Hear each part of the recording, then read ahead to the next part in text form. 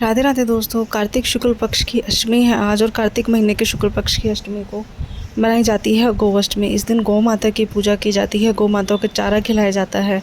आप सभी जानते हैं कि हमारे जो 33 कोटि देवी देवता हैं वह सभी गौ माता के अंदर विराजमान होते हैं।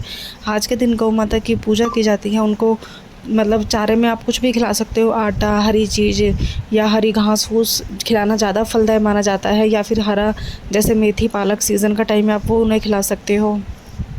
शाम के समय 4 बजे से लेकर 6 बजे के बीच में गौ माता की पूजा का शुभ मुहूर्त रहेगा, जिसमें आप गौ माता की पूजा कर सकते हैं। लेकिन आप ध्यान रखें कि गौ माता की पूजा हमेशा पीछे से की जाती है, यानी कि उनकी पूँछ पकड़कर उनके मुंह से उनकी पूजा, माथे के साइड से उनकी पूजा नहीं की जाती है।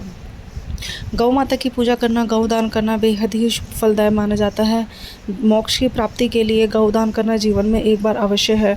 और गौ माता को दान करने के लिए, गौ माता को जो हम दान करते हैं वह हमारे जीवन के सारे दुख संकट हर लेता है और साथ ही साथ हमारे जीवन में सुख समृद्धि लेकर आते हैं। क्योंकि गौ माता चारा खाती है, समझ लो सारे देवी देवता जितने भी गौ माता के अंदर विराजमान है वह सभी चारा खाते हैं। इसी के साथ साथ दोस्तों गौ माता जो है भगवान विष्णु के, भगवान कृष्ण के, भगवान हरि के बहुत ही करीब है। गौ माता के बिना ऐसी कोई उनकी पूजा नहीं जो भगवान विष्णु की, भगवान हरि की जाए, भगवान कृष्ण जी की, ठाकुर बाल गोपाल जी की जाए। तो बिना गौ पूजन के कार्तिक का महीना कैसे पूरा हो सकता था। इसीलिए आज के दिन की यह पूजा है। आप सुबह से ही, बहुत से लोग गौशाला में, आपके घर के आसपास गौशाला हो या गौशाला में, देखो मैं गौशाला में जाकर पूजा कर सकते हैं। वैसे दोस्तों मैं गौशाला को इतना प्रेफर नहीं मानती, मतलब वैसे मेरा कोई गौशाला के ख़िलाफ़ कोई वो बुरा विचार नहीं है, लेकिन गौशाला के अंदर जो गाय माता होती हैं उन सभी को चारा समय हिसाब से मिलता है।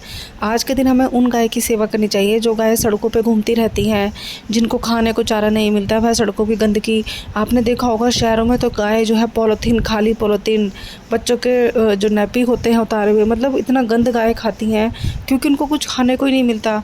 वो सड़कों पे इधर उधर पड़ी रहती हैं, किसी के कोई जख्मी होती है, कोई कैसी।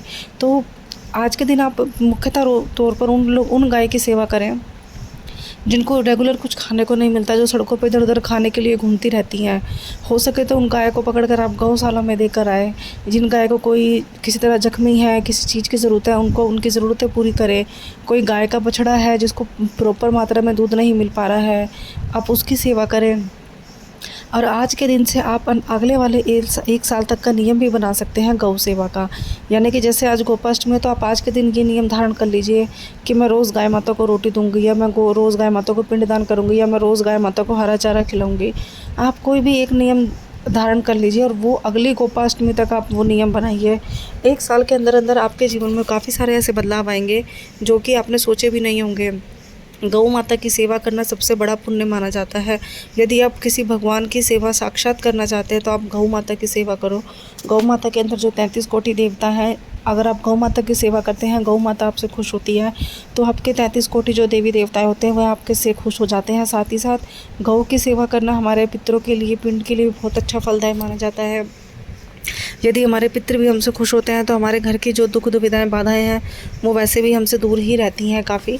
तो इस वजह से आज के दिन आप शाम के समय जाकर गौ माता को लाल चुन्नी भी चढ़ा सकते हो। गौ माता को वस्त्र के रूप में टीका करिएगा। सबसे पहले आप पहले उनको पानी चढ़ाइएगा, फिर उनका टीका कीजिएगा, पूँछ की तरफ से पूँछ पकड़ के फिर उनको चुन्नी चढ़ाइएगा। आप उनको, गाय को खाना भी कुछ भी दे सकते हो खाने के लिए। इस समय बहुत हरी सब्जियाँ, पालक, साग, सरसों आदि आ रहा है, तो आप ये कार्य ज़रूर कर सकते हैं। तो दोस्तों ये छोटे छोटे कार्य ऐसे होते हैं जो कि हमारे तीज त्योहारों में ज़्यादा इतने उभर कर नहीं आते हैं, लेकिन ये भी करने से हमारे जीवन की समस्याएं हल हो जाती हैं। कार्तिक महीना हिंदू सनातन धर्म के हिसाब से बिल्कुल पवित्र महीना जब माना जाता है, क्योंकि इस महीने में अन्य भिन्न भिन्न प्रकार के तीज त्यौहार आते हैं।